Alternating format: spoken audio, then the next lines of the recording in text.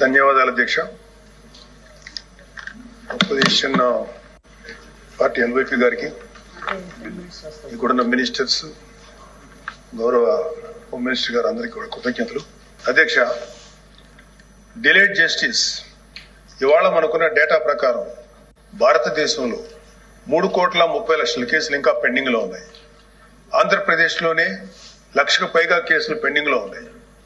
District courts లో, subordinate courts లో 75% కేసులు సంవత్సరానికి పైగా, అలాగే 30% కేసులు 3 ఏళ్లకు పైగా సాగుతూనే ఉన్నాయి.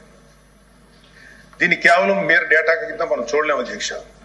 ఎందుకంటే ఏ వ్యక్తి తప్పు చేయకపోయినా అన్యాయంగా కేసులు పెట్టబడి తనకి న్యాయం చేయమని కోర్టు మెట్లు ఎక్కినప్పుడు అతనికి సరైన సమయానికి న్యాయం అందించలేకపోతే అతన్ని మనం విక్టిమైజ్ చేస్తున్నాడు. అందుకే దీని మీద మనం దృష్టి పెట్టాల్సిన అవసరం ఉంది. గుంటూరు జిల్లాలో ఎగ్జాంపుల్ అధ్యక్ష, గుంటూరు జిల్లాలో రోజు కూలీ చేసుకునే ఒక సామాన్యుడు ఒక దొంగతనం కేసులో అరెస్ట్ అయితే తనకి లాయర్ని పెట్టుకునే స్తోమత లేక ఆ కేసులో కోర్టులో 6 సంవత్సరాల పాటు జైల్లో ఉండాల్సి వచ్చింది. చివరికి అతను ఏ తప్పు చేయలేదని కోర్టు తీర్పిచ్చింది. సో ఈ 6 సంవత్సరాలు మనం అతనికి ఎలా కాంపెన్సేట్ చేయగలుగుతాం అధ్యక్ష? దీనికి తోడు పొలిటికల్ వెండెట్టాతో పెట్టే కేసులు, ఇది కేవలం ఒక పార్టీకి కన్ఫైన్ చేయట్లేదు అధ్యక్ష. రాజకీయ కక్షతో మన జ్యుడిషియల్ సిస్టమ్ ని అధికారంలో కొంతమంది వాళ్ళ కన్వీనియన్స్ కోసం వాడుకుంటే లాని వెపనైజ్ చేస్తే చాలా మంది నిర్దోషులకి వాళ్ళ కెరీర్ లో ఒక బ్లాక్ మార్క్ గా మిగిలిపోతుంది. ఉద్యోగాలు, ప్రభుత్వ ఉద్యోగాలు అప్లై చేసుకోలేరు. ప్రైవేట్ సంస్థల్లో ఉద్యోగాలు అప్లై చేస్తే బ్యాక్గ్రౌండ్ చెక్ లో ఫెయిల్ అయిపోతున్నారు. పాస్పోర్ట్ సీజ్ చేసినప్పుడు పాస్పోర్ట్లు కనుక సీజ్ చేసే పరిస్థితుల్లో అక్కడ కూడా వాళ్ళని హోల్డ్ లో పెట్టేస్తారు. అలాగే సీజ్ అయిన పాస్పోర్ట్ ల్యాప్స్ అయ్యి విదేశాల్లోకి వెళ్లాల్సిన వాళ్ళు కానీ, వాళ్ళ తల్లిదండ్రులని, వాళ్ళ పెద్దవాళ్ళని కొన్ని ట్రీట్మెంట్స్ కోసం విదేశాలు తీసుకెళ్లవలసిన వాళ్ళు కానీ వాళ్ళ పాస్పోర్ట్ సీజ్ చేయడం వల్ల చాలా ఇబ్బందులు పడుతున్నారు అధ్యక్ష. వీళ్ళకి జరిగే నష్టాన్ని మనం కాంపెన్సేట్ చేయలేం. Just because they are political involved, we cannot make them scapegoats. ఇలాంటి ఫ్యాబ్రికేటెడ్ కేసుల వల్ల చాలా సమస్యలు ఉన్నాయి అధ్యక్ష.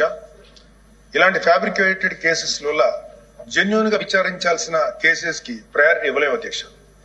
న్యాయం కోసం కావాలని అడిగే సామాన్యుడికి మన న్యాయ వ్యవస్థ మీద నమ్మకం లేకుండా చేస్తున్నాం. ప్రజాస్వామ్య వ్యవస్థనే బలహీనపరుస్తున్నట్టు గవర్నెన్స్ లో మనకి మోరల్ అథారిటీ లేకుండా పోతుంది. సో అందుకే మనందరం పాలసీ పరంగా ఇలాంటి పొలిటికల్ ఫ్యాబ్రికేటెడ్ కేసుల్ని ఎదుర్కోవాల్సిన అవసరం ఉంది. ఇలాంటి తప్పుడు కేసులు పెరుగుతూ పోతున్నప్పుడు మనం చూస్తూ కూర్చుంటే మనం కేవలం అమాయకులు పనిష్ చేస్తున్నట్టే కాదు అధ్యక్ష, మన న్యాయ వ్యవస్థ తాలూకు శాంక్టిటీని కూడా డిస్ట్రాయ్ చేస్తున్నట్టు.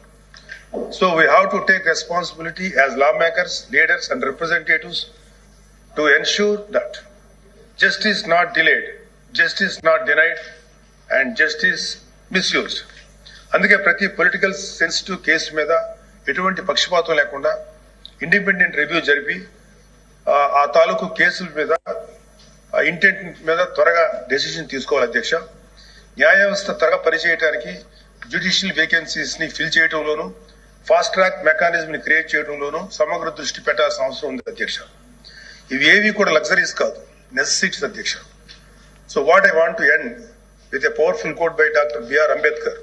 However good a constitution may be, it is sure to turn out bad because those who are called to work, it happened to be a bad law.